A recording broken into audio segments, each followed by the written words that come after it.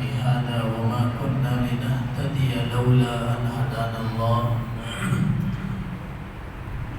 وأكمل لنا ديننا وأتم علينا نعمه ورضي لنا الإسلام دينا فلا نعبد ولا نستعين إلا إياه.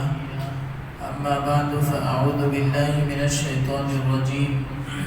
بسم الله الرحمن الرحيم.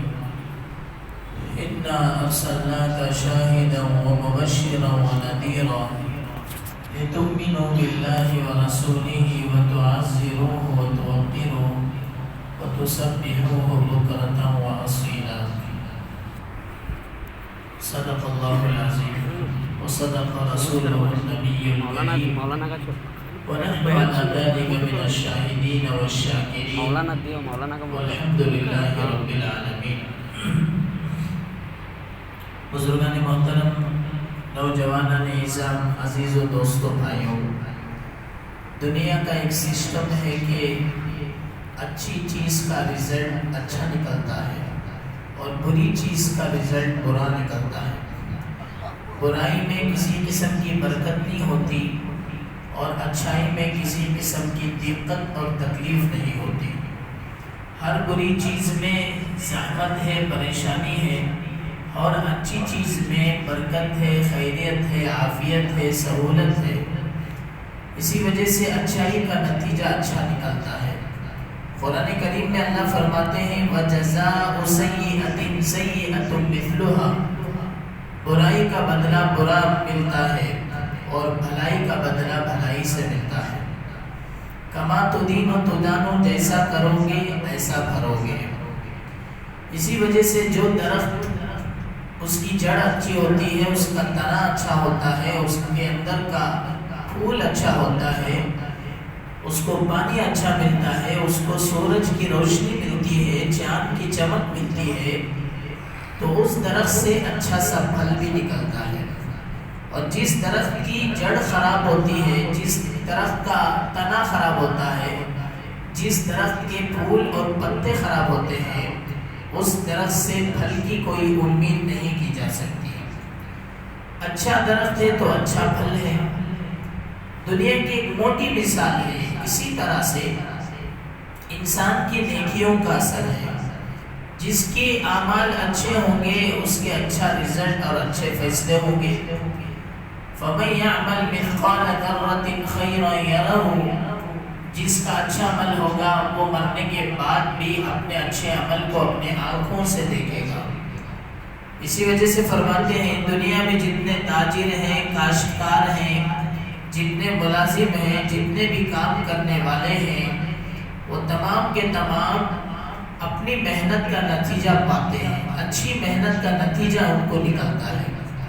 آدمی جیسی محنت کرتا ہے ایسا اس کو پھل دیا جاتا ہے. بعض چیزیں ایسی ہیں کہ اس میں سے زیادہ نفع ملتا ہے، بعض چیزیں ایسی ہیں جس سے زیادہ نقصان ہوتا ہے. اسی وجہ سے انسان کی طبیعت اچھائی کی طرف جاتی ہے، برائی سے بچتی ہے. دنیا میں آپ دیکھیں کوئی بھی انسان ہو، وہ کسی بھی مسلک کا ہو، کسی بھی دھرم کا ہو، اس سے آپ یہ پوچھیں کہ بھائی تیرے کو پھول پسند ہے یا کانٹے پسند ہے. دنیا کا کوئی انسان کانٹوں کو پسند نہیں کرے گا، وہ تو پھول کو پسند کرے گا. اور بعض ایسے پھول ہیں جو کاغذ کے پھول ہیں، بعض ایسے پھول ہیں جو پلاسٹک کے آرٹیفیشل پھول ہیں. پھول تو ہیں لیکن خوشبو نہیں ہے. تو آپ لوگوں سے پوچھو کہ یہ 2-3 ٹائپ کے پھول ہیں. پھول تو سب ہیں لیکن آپ کو کون سے پھول پسند ہیں؟ آدمی نہ پیپر کا پھول پسند کرے گا، نہ پلاسٹک کا پھول پسند کرے گا. اپنے لیے آدمی ورجنل خوشبو والا پھول پسند کرے گا. اسی وجہ سے فرماتے ہیں جس پھول میں خوشبو نہیں، جس پھول میں خوشبو نہیں وہ کاغذ کا پھول ہے. جس پھول میں خوشبو نہیں وہ کاغذ کا پھول ہے. جس صورت میں سیرت نہیں وہ صورت فضول ہے. جس پھول میں خوشبو نہیں وہ کاغذ کا پھول ہے. اور جس صورت میں سیرت یعنی اندر کا بنا ہوا نہ ہو، صرف فیس اور اوپر کا اچھا بن گیا ہے، اندر دل بنا ہوا نہ ہو، تو وہ صورت فضول ہے. ایسا میک اپ کر کے کیا فائدہ جو میک اپ اندر تک نہ پہنچے. اوپر کی ظاہری رونق کتنی بھی آدمی بنا لے، اگر اندر کا دل نہ بنا تو اس کی کوئی ظاہری رونق نہیں ہے۔ اس لیے شاعر کہتا ہے جس پھول میں خوشبو نہیں وہ کاغذ کا پھول ہے، اور جس صورت میں سیرت نہیں وہ صورت فضول ہے، بیکار ہے، اس کی کوئی ویلیو نہیں ہوتی، اس کی کوئی اہمیت نہیں ہوتی۔ بزرگان محترم، ایسے دنیا میں بعض لوگوں کی لائف فضول ہوتی ہے، بعض لوگوں کی لائف بیکار ہوتی ہے۔ ان تمام لوگوں کی لائف میں جو اس وقت کے ہیرو ہیروئن ہیں، ایکٹرز ہیں، ان کی لائف فضول لائف ہے، بکواس لائف ہے۔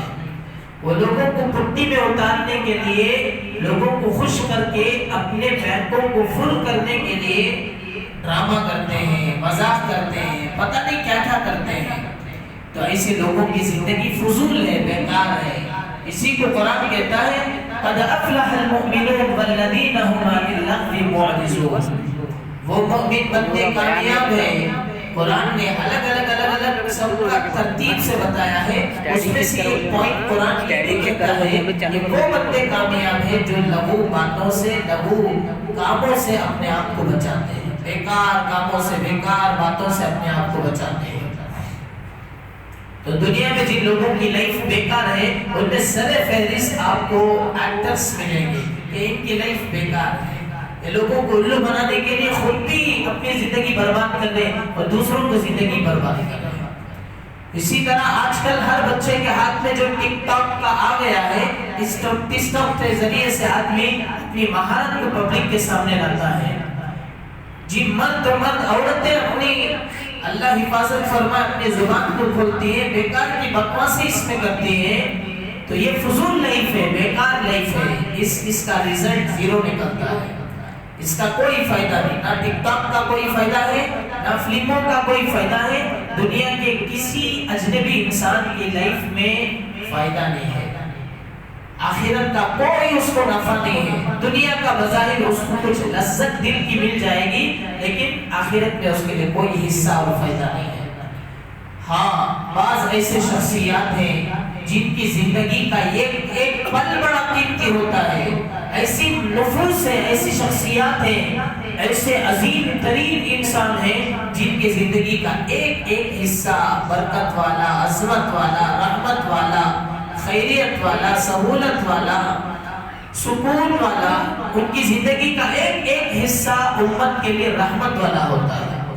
ان ہستیوں میں ہم سب کے آقا و مولا جناب محمد رسول اللہ صلی اللہ علیہ وسلم کی مبارک اور پیاری ذات ہے۔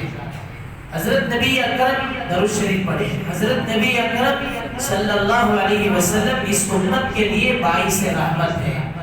اسی وجہ سے صحابہ کرام آپ پر ٹوٹ پڑتے تھے اور آپ کے تھوک کو اپنے بدن پر لگاتے تھے، اور پیارے نبی علیہ السلام کے وضو کا بچا ہوا پانی سے پیتے تھے، اپنے سر پہ ملتے تھے۔ صحابہ کرام اتنے زیادہ عاشق اللہ کے نبی صلی اللہ علیہ وسلم کے تھے، نبی علیہ السلام کے اتنے زیادہ عاشق تھے، اللہ کے نبی علیہ السلام کے اتنے زیادہ عاشق تھے کہ اللہ کے نبی علیہ السلام کا کوئی عمل بیکار اور ضائع کرنے نہیں دیتے تھے۔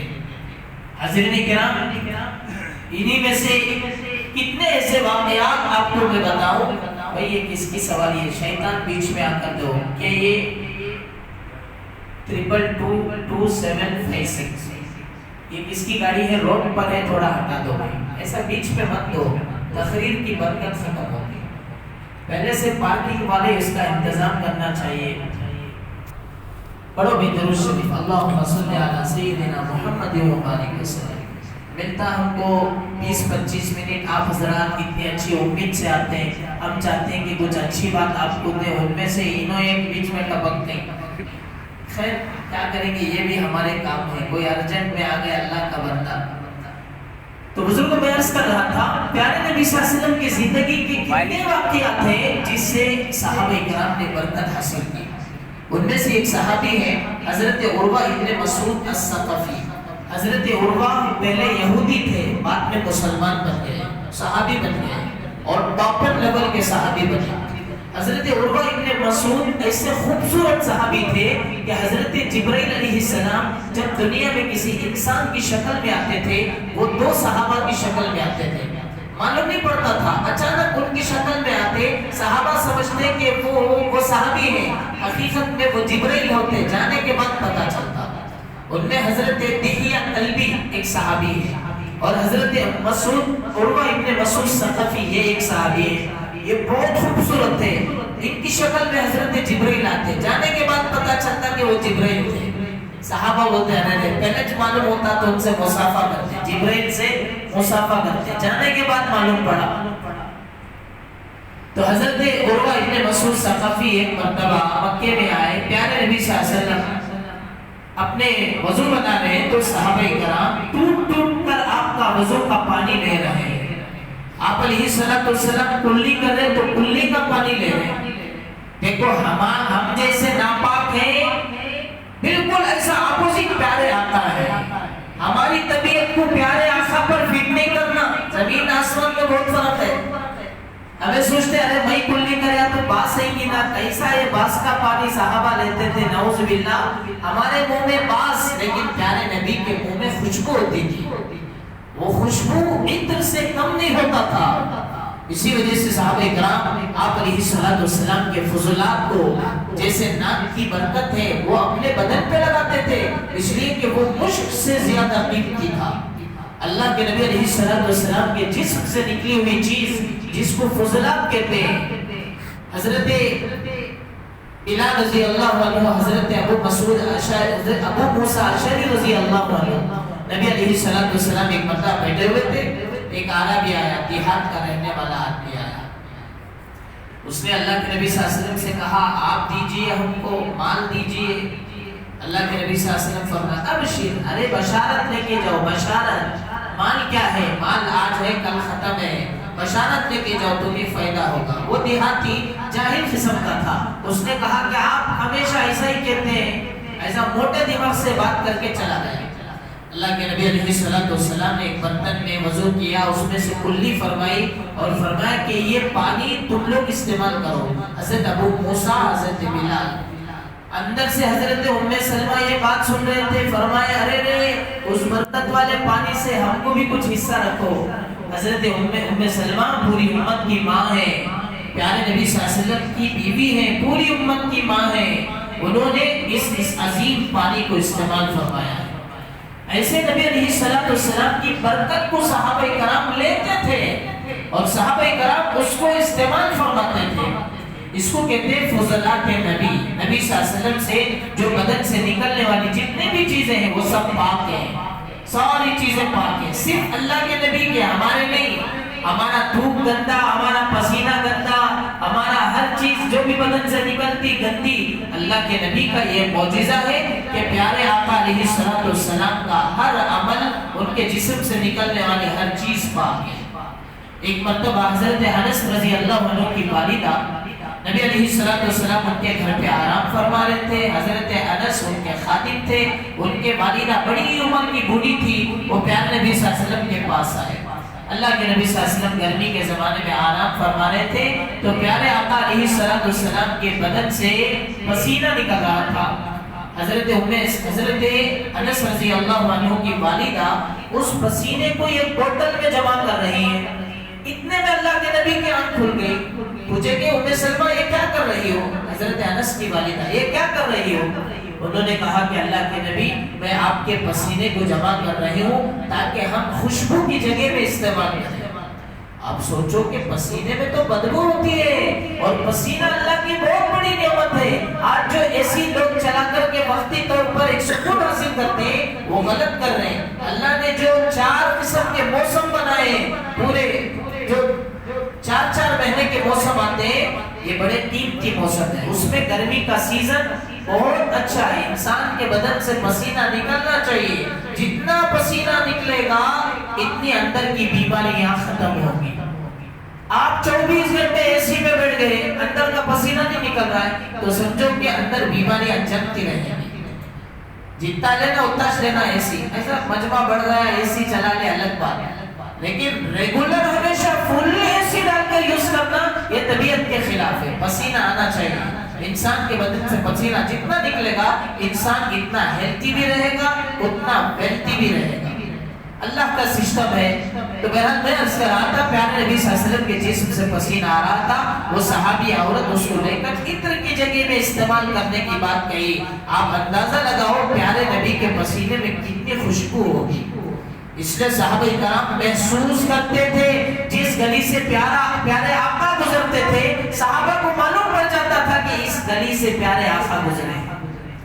جیسے بزرگوں جس راستے سے کہیں پھولوں کی کوئی گاڑی گزرتی ہے تو ہر آدمی محسوس کرتا کہ بھئی معلوم ہو رہا کہ اس روڈ سے, اس ہائی وے سے کوئی پھولوں کے ٹرک گئی ہوئی ہے. آدمی محسوس کرتا نہیں کرتا, آدمی محسوس کرتا. خدا کی قسم پیارے آقا صلی اللہ علیہ وسلم کے بدن سے ایسی خوشبو نکلتی تھی. اللہ کے نبی علیہ السلام کا پسینہ مبارک پاک ہے. اہل سنت والجماعت کے یہاں پاک ہے, پوتر ہے. نبی علیہ السلام کا لعاب دہن جس کو کہتے ہیں تھوک, لعاب کہتے ہیں تھوک, دہن کہتے ہیں منہ کو, لعاب دہن یہ بھی نبی صلی اللہ علیہ وسلم کا پاک ہے. اللہ کے نبی علیہ السلام کے کتنے ایسے واقعات پیش آئے, صحابہ کرام نے اپنے آنکھوں سے اس کو دیکھا ہے. حضرت علی رضی اللہ عنہ خیبر کے موقع پر تھے. خیبر فتح نہیں ہو رہا تھا. نبی علیہ السلام نے فرمایا میں خیبر کی چابی کل اس شخص کے ہاتھ میں دوں گا جس کو اللہ اور اس کے رسول پسند کرتے ہیں. اب صحابہ آپس میں سوچنے لگے کہ وہ کون شخص ہوگا جس کو اللہ اور اس کے رسول پسند کرتے ہیں. ہر کوئی صحابی اپنے آپ کو دیکھ رہے تھے کہ شاید میں ہو سکتا ہوں. تھے بھی ویسے صحابی, ہر صحابی ایسے تھے ہی جو وہ اپنے آپ میں غور کرے کس نے کہ وہ اللہ کو پسند کرتے تھے, اللہ ان کو پسند کرتے تھے. ان کے اعمال ایسے تھے بھی. تو بہرحال ہوا کیا, اللہ کے نبی صلی اللہ علیہ وسلم دیکھا صحابہ کا مجمع ہے. پوچھا اے علی, علی کہاں ہے؟ صحابہ نے کہا اللہ کے نبی ان کو آشوب چشم ہے, آنکھ ان کی پک چکی ہے, درد کی وجہ سے وہ نہیں آئے, گرمی کی شدت کی وجہ سے. نبی علیہ السلام نے ان کو بلایا تو دیکھا کہ آنکھ بالکل لال ہے. رسول اللہ صلی اللہ علیہ وسلم اپنے مبارک تھوک کو نکال کر حضرت علی کے دونوں آنکھوں پہ لگایا. وہ کیا لگاتے ہیں, پیارے نبی علیہ السلام کی تھوک کی برکت سے حضرت علی کی آنکھیں بالکل صاف اور شفاف ہو گئی. تو یہ نبی صلی اللہ علیہ وسلم کا معجزہ ہے. اللہ نے تھوک کے اندر آپ علیہ السلام کے اتنا پاور اور اثر رکھا تھا. ہمارے تھوک میں بھی اثر ہے. آج کے ڈاکٹرز کہتے ہیں جن لوگوں کو چمڑے اسکن کی بیماریاں ہیں اور اسکن کی 500 بیماریاں ہیں, یاد رکھو اسکن کی, چمڑے کی 500 بیماریاں, اور پورے بیماریوں کو دھوپ سے بچانا ضروری ہے. آدھا دھوپ میں نہیں بیٹھنا, آدھا چھاؤں میں نہیں بیٹھنا, اس سے بیماریاں اندر کی باہر نکلتی ہیں. 500 بیماریاں اسکن کی ہیں. ان تمام اسکن کی بیماریوں میں ایک بیماری ایسی آتی ہے بدن میں سفید سفید نکلتے ہیں ڈاٹس, اور اس میں کھجلی ہوتی ہے. اگر آپ صبح کا تھوک, باسیموں کا تھوک, ابھی برش نہیں کیا, کلی نہیں کیا, نیند سے بیدار ہوتے جو منہ میں بدبو والا تھوک ہوتا ہے, اس تھوک کو آپ اس زخم پر 2-4 دن مل کریں گے, اگر مسیج کریں گے اس کی, تو وہ دھیرے دھیرے زخم ختم ہو جائے گا. انسان کے تھوک میں اللہ نے اتنا اثر رکھا ہے. اور دیکھو جتنی بڑی بڑی بیماریاں ہیں, ان بیماریوں سے بچنے کا سب سے آسان ذریعہ پانی پینا ہے. آج لوگ بہت پانی کم پیتے ہیں جس کی وجہ سے بیماریاں جنم لیتے ہیں. جتنا پانی زیادہ ہوگا سامنے اتنی کلیننگ ہوگی. پانی ضروری ہے, جیسے بغیر پانی کے کار نہیں چلتی. کولنٹ ہونا کار کے لیے, بغیر پانی کے کوئی چیز صاف نہیں ہوتی. انسان کے بدن میں بھی پانی ضروری ہے. آپ ہر 3 گھنٹے میں کم سے کم 2-4 گلاس پانی پیئے, پھر دیکھیں آپ کتنے ہلکے رہتے ہیں.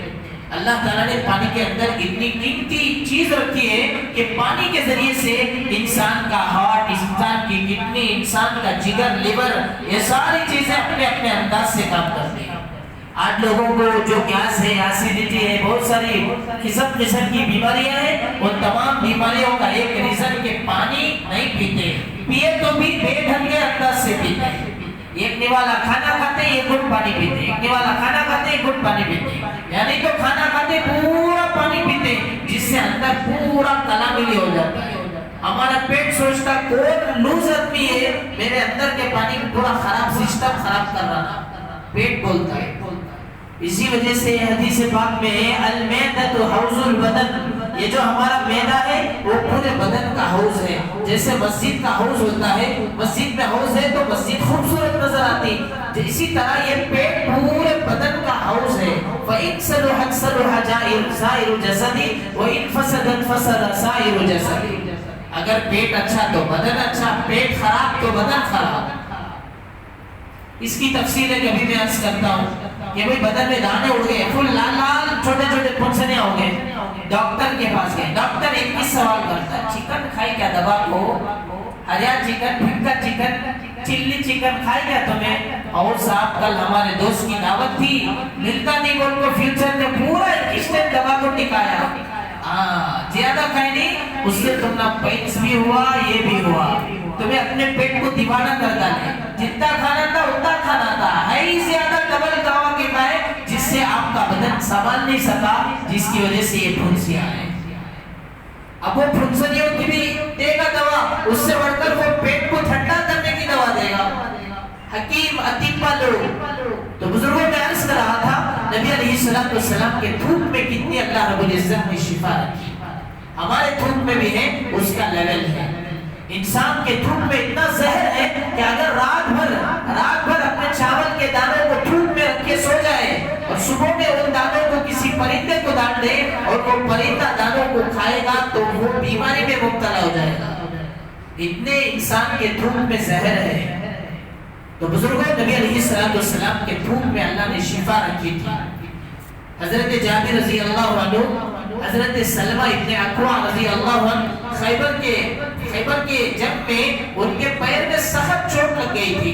حضرت سلمہ ابن اکوع بہت فیمس صحابی، بڑے بہادر، بڑے جنور صحابی، بڑے مضبوط صحابی تھے اور بہت تیز رفتاری سے بھاگتے تھے، تیر انداز میں بڑے مشہور تھے. حضرت سلمہ ابن اکوع رضی اللہ عنہ ان کے پیر میں چوٹ آ گئی. ایسی خطرناک چوٹ آئی، صحابہ کہتے تھے یہ زخم سننے والا نہیں ہے، اس لیے کہ تلوار کا زخم ہے، یہ لوہے کا زخم ہے. اور اس وقت میں اینٹی انفیکشن کا کوئی تھا نہیں ایسا عمل کہ جس سے کوئی انجیکشن لے لے اور اس کا لوہے کا اثر نہ ہو. صحابہ اکرام پریشان تھے. حضرت سلمہ ابن اکوع سیدھا پیارے نبی صلی اللہ علیہ وسلم کی خدمت میں گئے. اللہ کے نبی صلی اللہ علیہ وسلم اپنا لعاب دہن لگا کر تھوڑا سا ہاتھ پھیرے. حضرت سلمہ کہتے ہیں میرا درد بھی ختم ہو گیا اور میرا زخم بھی سوکھ گیا. یہ پیارے نبی صلی اللہ علیہ وسلم کے ہاتھوں کی اور آپ کی دھوپ کی برکت ہے. حضرت جابر رضی اللہ عنہ فرماتے ہیں کہ میں ایک مرتبہ بیمار تھا.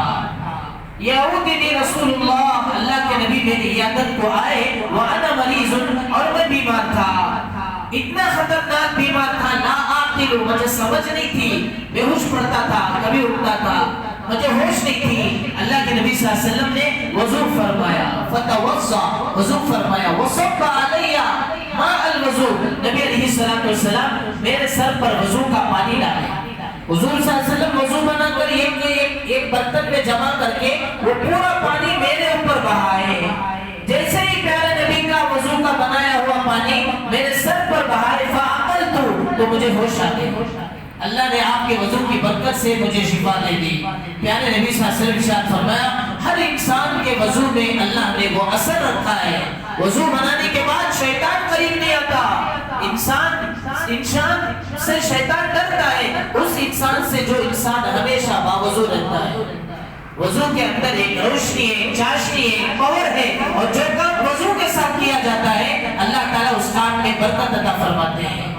اسی وجہ سے اللہ رب العزت نے نماز جیسی عظیم عبادت کی اوپننگ کے لیے اللہ نے وضو کو رکھا. حضور نے فرمایا لا صلاۃ لمن لا وضوء له، اس کی نماز قبول نہیں جس کا وضو نہ ہو. جب تک تم وضو کر کے نہ آؤ تمہاری نماز قبول نہیں. وضو اتنا امپورٹنٹ چیز ہے. ایک راہب عیسائی آدمی اپنے گرجا گھر میں تھا. ایک آدمی اس سے مسلمان ملنے آیا، لیکن جب بھی ملنے آتا وضو بنا کر آتا تو وہ راہب ڈر جاتا اس سے. راہب پوچھتا کہ بھی پتہ نہیں تمہارے سے مجھے خوف کیوں ہو رہا ہے، کیا تم کچھ خاص عمل کر کے میرے پاس آتے ہو؟ راہب کہتے ہیں عیسائیوں کے پوپ کو، عیسائیوں کے عالم کو، وہ عیسائیوں کا عالم کہنے لگا جب بھی تم آتے مجھے ڈر لگتا ہے، تم کیا ایسا عمل کرتے ہو؟ مسلمان کہنے لگا لیکن جب بھی میں باہر گھر سے نکلتا ہوں وضو بنا کے نکلتا ہوں تو وہی کہنے لگا ہاں اسی وضو کے پاور کا اثر میرے اوپر پڑ رہا تھا۔ تو بزرگوں بھائیوں وضو کے اندر بہت تاثیر ہے۔ جو بندہ ہمیشہ باوضو رہتا ہے اللہ تعالیٰ کی حفاظت میں رہتا ہے۔ آج ہمارے بچے نوجوان بچے اللہ معاف فرمائے ٹائٹ فٹنگ پینٹ پہن کر ہمیشہ ناپاکی کے ساتھ رہتے ہیں۔ ایسی ٹائٹ فٹنگ پینٹ کہ زپ بھی آدھی نیچے نہیں اترتی اور پیشاب بھی پورا نہیں ہوتا، آدھا پیشاب باہر آدھا پیشاب پینٹ پوچھ بیٹھنے نہیں ہوتا نا، اتنی ٹائٹ فٹنگ پینٹ پہنتے ہیں، دبا کو بیٹھے تو پیچھے کا پورا پھٹ جاتا، چر بول کے پڑ جاتا۔ اس لیے ہمارے بچے کیا کھڑے کھڑے پیشاب کر لیتے ہیں، ان کی استری جاتی آئرن جاتی بیٹھنے نہیں ہوتا بول کر نوجوان بچے ٹائٹ فٹنگ پینٹ ایسا پہنے کہ آدھا پیشاب باہر آدھا پیشاب اندر، باقی بھی نہیں لیے بیٹھ گئے۔ اللہ معاف فرمائے اس لیے فرماتے نہیں آپ کو پورا پورا پیشاب کرنا ہے، ناپاک نہیں رہنا ہے، جب بھی ناپاک رہو فوراً غسل کر لو۔ بہت سارے ایسے شادی شدہ لوگ ان کے اوپر فرض غسل رہتا ہے، فرض غسل رکھنے کو لوگ گلے میں رونٹا مارنے کو رہتے ہیں، کبھی حجام کرنے جاتے ہیں، کبھی گوشت والے کرنے جاتے ہیں، کبھی ترکاری کرنے والے جاتے ہیں، ناپاک بدن رکھ کر علماء نے لکھا ہے بدن کے ناپاک کی وقت میں سر کے بال نہ کتراؤ، مکروہ ہے، بال کے اپنے پیروں کے ہاتھوں کے ناخن نہ نکالو ناپاکی کے حالت میں، یہ مکروہ ہے۔ تو آپ ناپاکی کی حالت میں کیسے باہر جا رہے ہیں؟ اس سے تو آپ پر شیطان کا حملہ ہو سکتا ہے۔ اس میں فرماتے ہیں آپاک جب بندہ ناپاک ہوتا نا، پیشاب سے ناپاک یا مزی سے منی سے ودی سے کسی سے بھی بندہ ناپاک ہو جاتا ہے تو اس کی ناپاکی کے بعد شیطان کو حملہ کرنے دیر نہیں لگتی۔ جیسے بزرگ ہو ایک چوہا جا رہا ہے بلی دیکھ رہی تو بلی چھلانگ مار کے چوہا پکڑنے میں دیری نہیں لگتی، ایسے شیطان کو دیری نہیں لگتی، وہ فوراً انسان پہ حملہ کرتا ہے۔ اس لیے ہمارے نوجوان بچے بہکے بہکے پاگل اتنے ہو جاتے ہیں، آدھے سر کے بالا نکال کو پیپسی کٹنگ، دیوانی کٹنگ، ملٹری کٹنگ، عجیب ٹائپ کی کٹنگ مار لیتے ہیں، کپڑے پھاڑے سو کپڑے پہن لیتے ہیں۔ شیطان کے اثرات اتنے شیطان کے اثرات کے اپنے بدن پر وہ کتے بلے کے ڈیزائن کرا لیتے ہیں۔ ہمارے چھوکرتا کو آپ دیکھو کپڑے پھٹے، شرٹ پھٹا، پینٹ پھٹی، ان کو دیکھ کے تو معلوم نہیں ہوتا کہ یہ مسلمان بچہ کیا ہوگا۔ کان میں ایک لڑکی ڈال لیتے ہیں، آدھی لڑکی آدھا لڑکا بھائی، اس لیے یہ کان میں نکو ایک کان میں ایک کیرون ڈال لیں گے یا ایک کیرون ڈال لیتے ہیں۔ انہیں کوٹ کی الو کا پٹا بھینس کا انڈا ایکٹر کریا کرتے، ہمارا نوجوان بچہ بھی ایک رنگ ڈال لے رہا ہے۔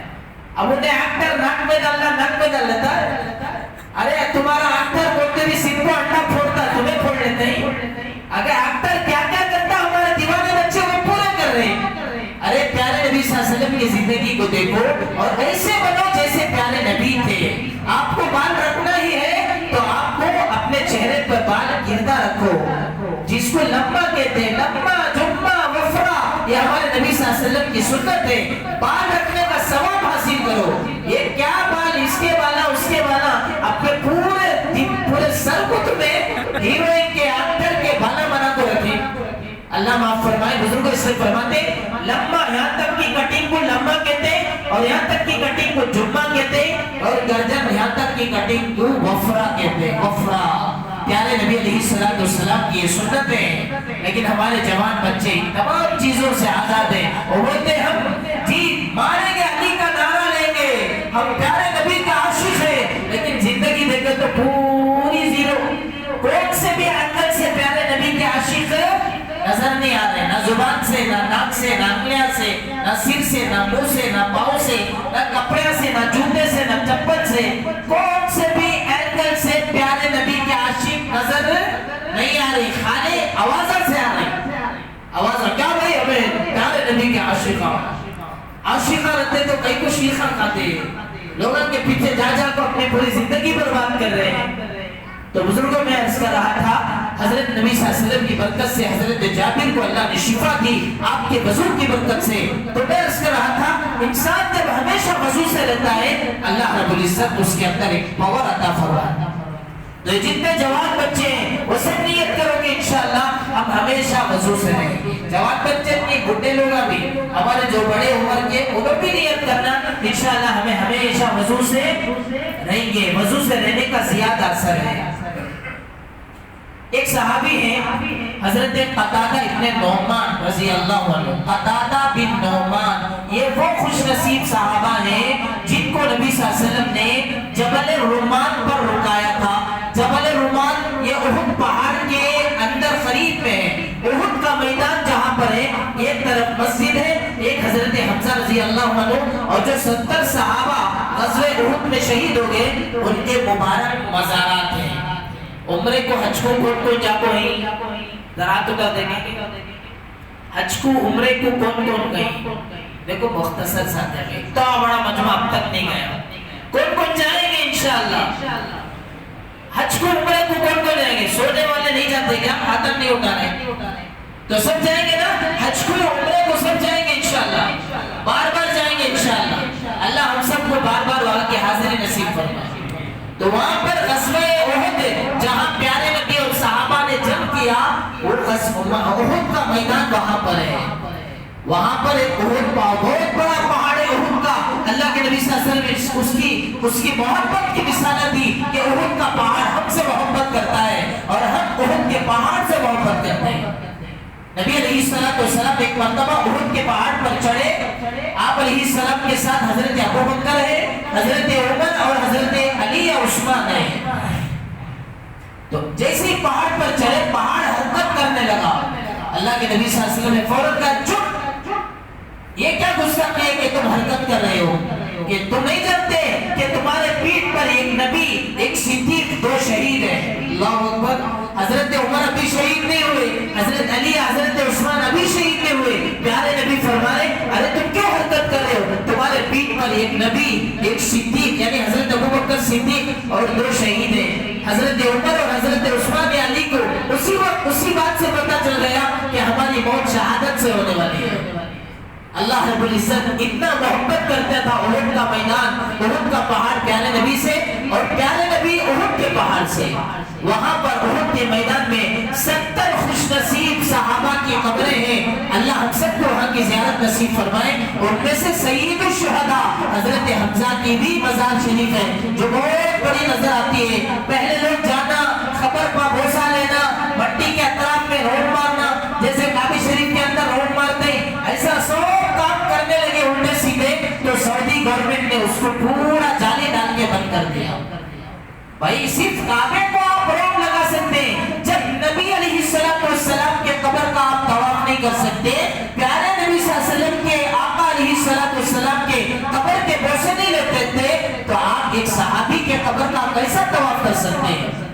اگر طواف کرنا کا ضروری رہتا تو حضرت ابو بکر ہم سے زیادہ عاشق تھے، حضرت عمر ہم سے زیادہ عاشق تھے، لیکن پیارے نبی کے وفات کے بعد پورے صحابہ کی ہسٹری اٹھا کر دیکھو، کسی صحابی نے پیارے نبی کا قبر کا طواف نہیں کیا، کسی صحابی نے نہ حضرت علی نے کیا، نہ امام حسن اور حسین نے کیا، نہ حضرت امام حسن اور حسین نے کیا، پیارے نبی صلی اللہ علیہ وسلم کے قبر کا طواف کسی صحابی نے نہیں کیا۔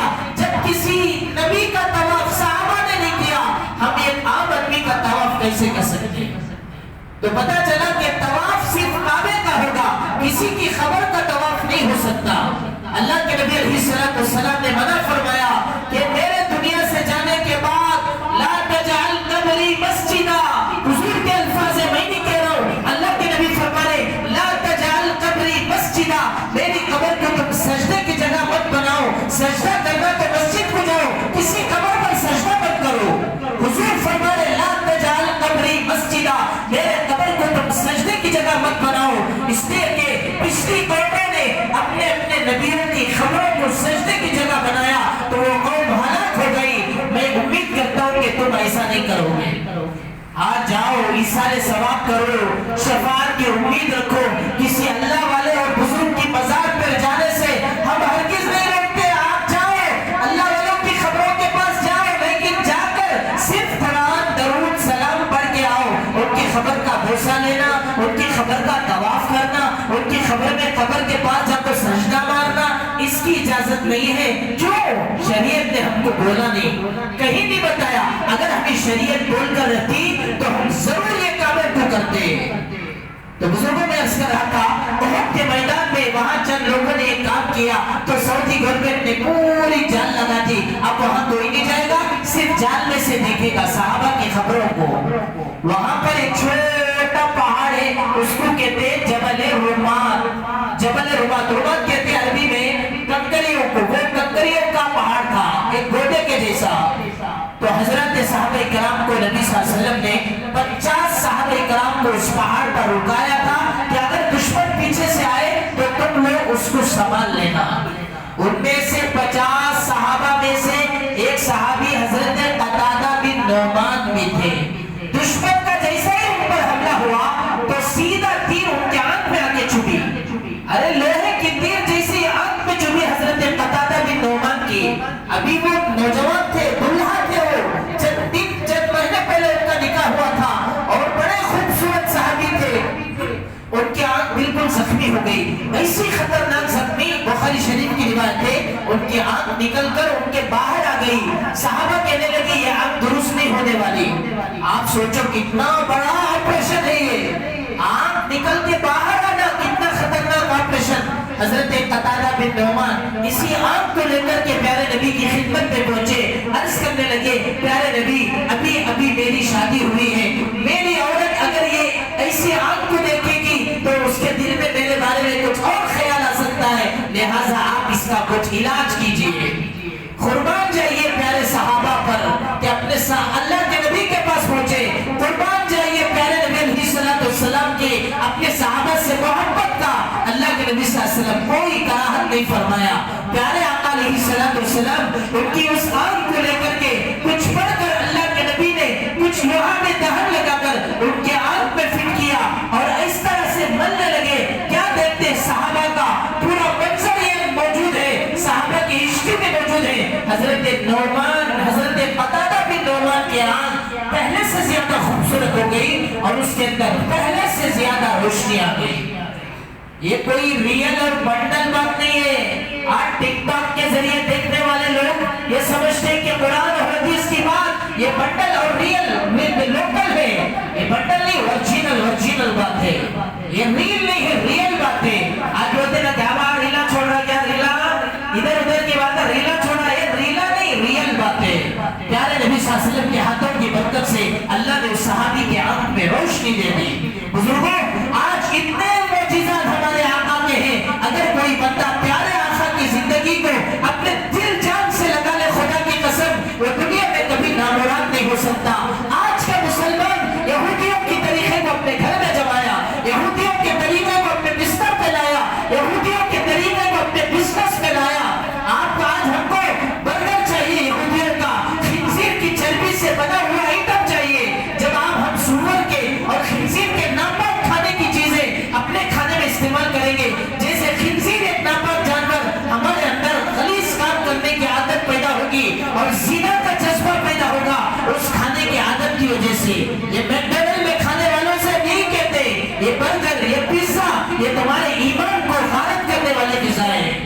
اس لیے ہمارے بزرگوں کا شیوا نہیں کہ کسی ہوٹل میں جا کر کھانا کھائے، اس لیے کہ ہوٹل کا کھانا اچھے لوگ زیادہ نہیں کھاتے، اس کا مطلب ساری ہوٹل ایسی نہیں ہے۔ میں بتا رہا ہوں کوئی پکانے والا بے نمازی ہے، کوئی غیر مسلم ہے، کسی کے ہاتھ ناپاک ہے، کسی کا کچھ ہے۔ پہلے زمانے میں آپ ہوٹل نظر نہیں آتے تھے، ہوٹل کا آخری درجے کی مجبوری ہے کہ آدمی کو کوئی رشتہ دار نہیں، کوئی گھر نہیں، کوئی اور نہیں اس کا اکرام کرنے والے، تو آخری درجے مومنٹ پر آدمی ہوٹل کو جائے، نو پرابلم۔ لیکن ہوٹل کا روزانہ کا معمول بنا لینا، ہماری عورتوں کو وہ پانی پوری مسالہ پوری کے گاڑی کے پاس بھیجنا، انہیں کیا کیا دال کو بنانا، ہم کو کیا معلوم؟ تو ہماری عورتوں کے اندر تقوی نہیں رہے گا، بلکہ ہماری عورتوں کے اندر ایک شرارت پیدا ہوگی، ہماری عورتوں کی طبیعت میں ایک قسم کی ایک عجیب و غریب کیفیت پیدا ہو جائے گی، ان کی طبیعت میں نرمی ختم ہو جائے گی، ان کی طبیعت میں ماننے کا مزاج ختم ہو جائے گا، اپنے شوہر سے بحث کرے گی، اپنے بچے کو چڑچڑائے گی۔ یہ سب غذا کے اندر موجود ہے۔ اس لیے اللہ نے قرآن میں فرمایا یا ایھا الرسل کلوا من الطیبات واعملوا صالحا، اے اللہ کے پیغمبرو اچھا غذا کھاؤ تو اچھا عمل کرو گے، اگر بری غذا کھاؤ گے تو برا عمل کرو گے۔ ہم کو اپنے کھانے کی طرف غور کرنے کی ضرورت ہے۔ تو بزرگوں بھائیوں، پیارے نبی علیہ السلام کی لائف کی طرف ہم کو آنا ہے۔ ہمارے آقا کی زندگی بڑی روشن ہے، جو پیارے آقا کی زندگی کو اپنی زندگی بنائے گا، خدا کی قسم وہ